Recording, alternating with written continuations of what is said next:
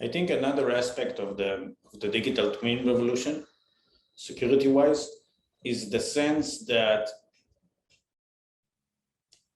once you have the digital twin copy in your hand, you can find rather easily and really fast the weak spot of what you that you can manipulate and attack.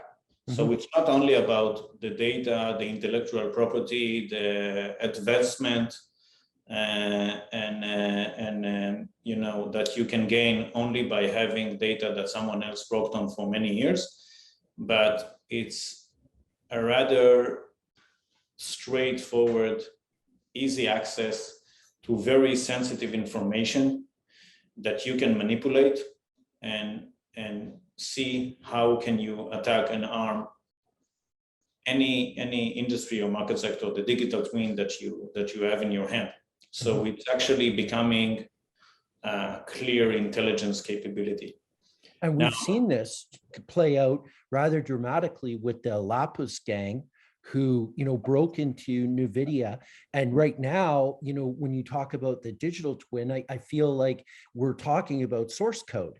We're talking about the very things that make the video card work, right? And that's worth a ton of money. But you're also right in that within that code, there might be vulnerabilities that a person in possession of it can then exploit. This seems to be what happened, although there's nobody, I think, has drawn a complete straight line between the SolarWinds hack, the Microsoft source code, and then a series of 0 days against on-premise Exchange. So there is sort of like maybe an intangible link to a series of unfortunate events that then ended up, you know, being weaponized by a threat actor and taking over a number of Exchange systems to ransomware them.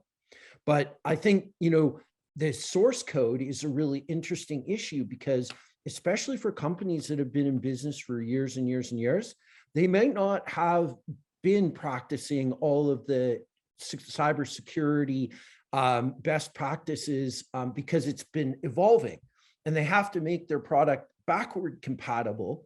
So there are going to be vulnerabilities that can't be taken out of the code because that's just the way it works, right?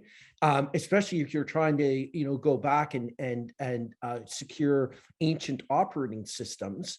You know, they're not going to do that. They want to put in the new features and everything like that, but they have to maintain that backwards compatibility, which then, you know, could lead to exploitation for sure.